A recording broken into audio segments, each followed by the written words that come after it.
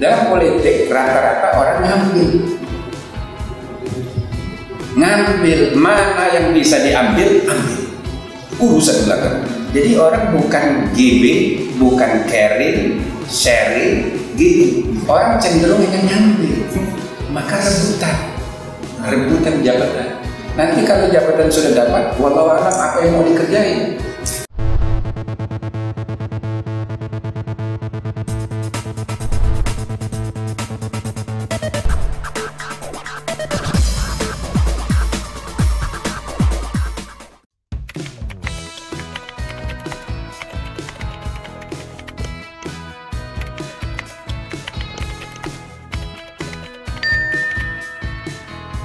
Dan kapan saja, di mana saja kita terus menyebar kebaikan, supaya dirasakan bermanfaat bagi sekitar.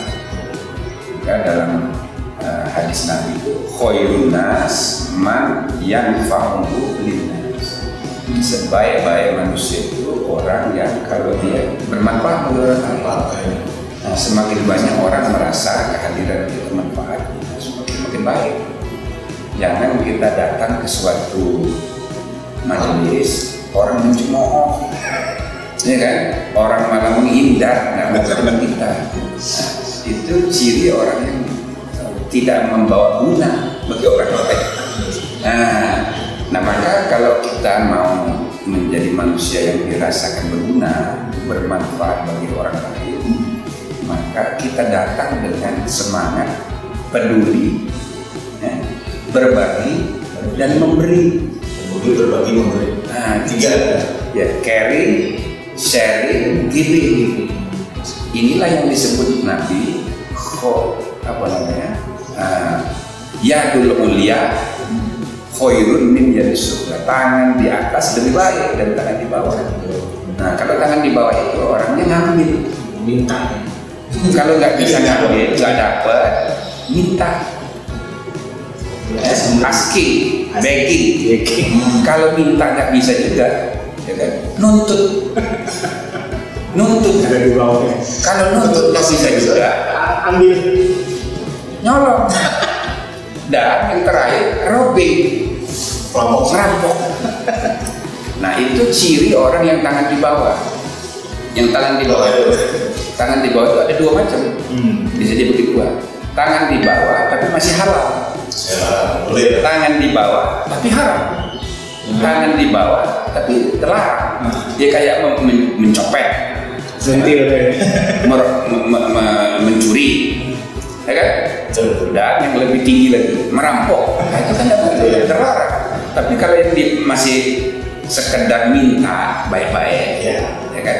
Sekedar ngambil sepanjang itu menyangkut haknya, kan sah. Boleh. Tapi tangannya di bawah. Kelas terbawah. Kelasnya itu kelas bawah. Dan ini bukan tergolong orang yang lebih baik. Yang lebih baik itu tangan di atas. Nah, maka itu berlaku dalam semua aspek hidup, Filosofi. termasuk dalam politik. Dalam politik rata-rata orang ngambil mana yang bisa diambil, ambil urusan belakang. Jadi orang bukan giving, bukan caring, sharing, gini. Orang cenderung yang ngambil, maka rebutan jabatan. Nanti kalau jabatan sudah dapat, wallahu alam apa yang mau dikerjain. Dia mikir jabatan lebih tinggi lagi.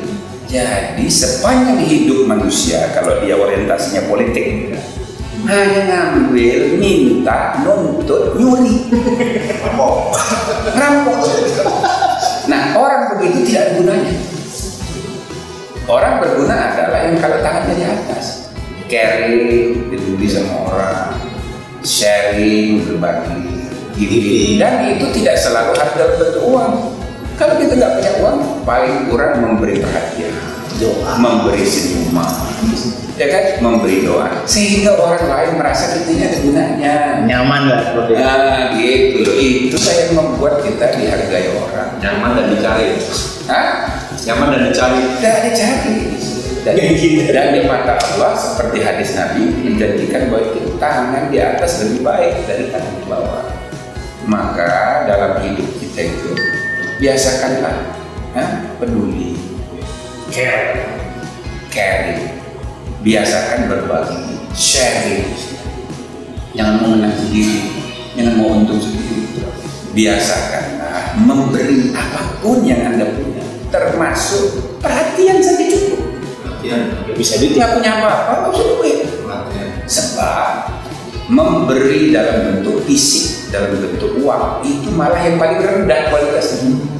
Lebih tinggi memberi ide, memberi nasihat-nasihat yang sifatnya prinsip. Jauh lebih mahal harganya ketimbang kasih dolar. Gitu loh. Tapi sebaliknya kebiasaan manusia mendahulukan yang sifatnya uang, material. Ujung-ujungnya duit. Padahal ada UUD yang kedua, undang-undang dasar itu norma tertinggi. Tapi realitas tertinggi kadang-kadang UUD ujung-ujungnya.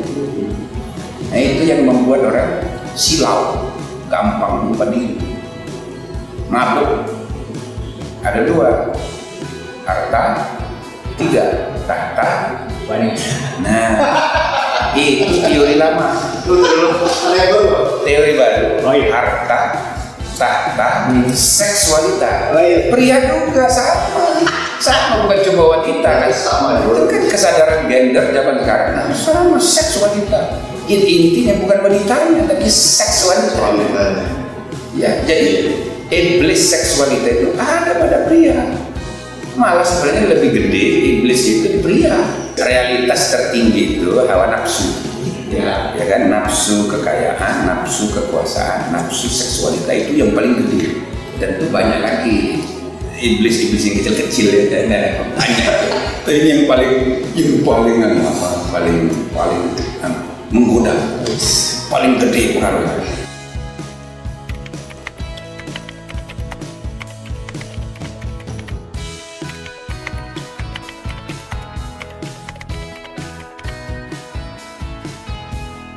Cara menghadapi ini tidak harus ada pegangan. Pegangannya itu norma. Ada norma agama, norma etika, akhlak, norma hukum. Nah, ya kan? Nah, norma tertinggi kalau dalam kehidupan bersama namanya UUD, Undang-Undang Dasar. Jadi satu itu tadi UUD, ujung-ujungnya duit. Nah, itu norma tertinggi.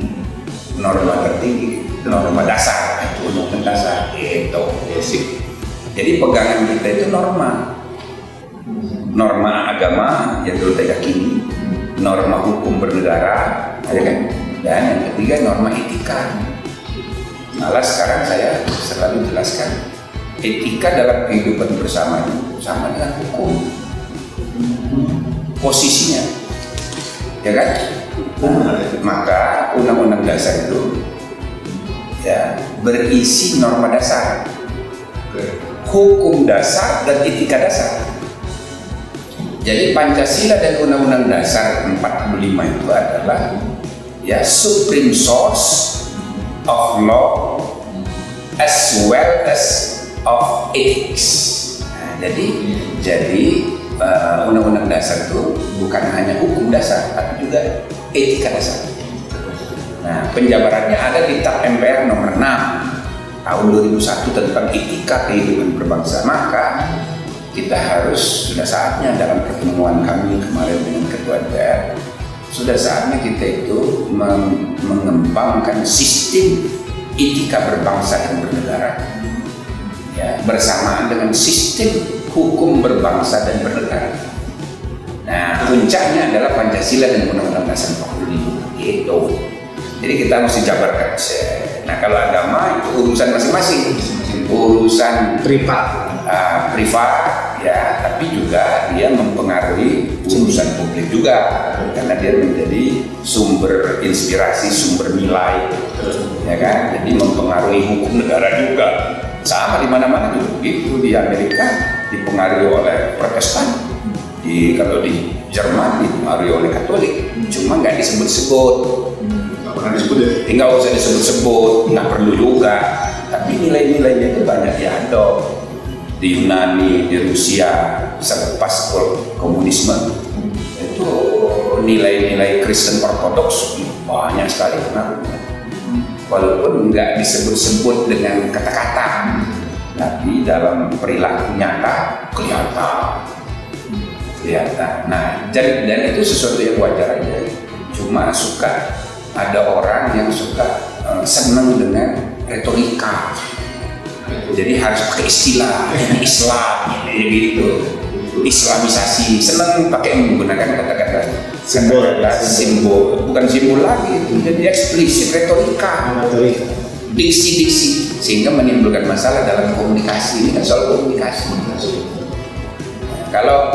Kalau nilai-nilai Islam di Indonesia ini sebagai negeri Muslim terbesar, ya nggak ada masalah. Memang sudah dari sononya ini nilai Islam semua. Oh, memang dari sebelum ada apa sih? Nggak usah kan jauh-jauh Pancasila itu dari segi bahasa ketuhanan yang maha esa, ya memang esa bahasa Sanskerta. Itu kan tauhid, monoteisme, dan diyakini semua agama kayak begitu, ya kan? Yahudi begitu, Nasrani begitu. Hindu juga itu ketuhanan yang maha esa cuma Buddha sama Konghucu sering disebut dia nggak punya konsep teologi tentang Tuhan, nggak juga. Cuma mereka tidak bahas. Kalau orang Konghucu misalnya, mereka yakin ada Tuhan tapi nggak dibicarakan. Tuhan nggak usah kita omongin, itu urusan dia. Ya, pokoknya kita berbuat baik aja. Bukan berarti dia tidak punya Tuhan. Punya, cuma nggak diomongin. Kita pun nggak paham banget ya. Iya, kita ini selain dengan penganut agama yang kadang-kadang kelewatan juga, jadi sok tahu Tuhan digambarkan kayak apa gitu kan, sok tahu. Jadi tidaknya gitu. Nah, jadi semua itu ketuhanan yang maha esa. Nah, tapi selebihnya coba itu. Iya. Ya, kedua, kemanusiaan yang adil dan beradab. Adil bahasa apa itu? Ya bahasa Quran. Beradab itu adab, dan bahasa Arab juga. Ketiga, persatuan Indonesia, ialah bangsa kita. Kawan, yang keempat, kerakyatan. Rakyat bahasa apa? Rakyat bahasa Arab. Kerakyatan yang dipimpin oleh hikmah, bahasa mungkin bahasa Inggris. Hikmah kebijaksanaan dalam permusyawaratan. Musyawarah. Lah bahasa Quran. Perwakilan, wakil, bahasa Quran. Itu bahasa Quran itu. Nah, yang terakhir, keadilan sosial bagi seluruh rakyat Indonesia. Bahasa Arab juga. Jadi itu bahasa Quran banget tuh, keadilan. Nah, tapi nggak usah disebut-sebut bahwa Pancasila ini Islam, enggak, karena isinya itu nilai universal, berlaku buat semua orang. Semua penganut agama yang lain bisa terima. Itu common platform, bahasanya sama. Tapi kalau ia pakai istilah Islam, nah ini kan susah. Yang lain tidak terima, walaupun sebenarnya kata Islam pun istilah mana itu damai. Dan bagi orang Islam yang memahami sejarah, sejak adab itu Islam semua. Cuma nggak disebut dengan kata Islam. Maka jangan terpaku pada kata, pada istilah. Kita lihat isinya. Nah, kalau sudah bicara isi, nggak perlu beda-beda pendapat. Terlalu prinsip. Ya, jadi ini kadang-kadang kita ini berpecah belah karena istilah doang.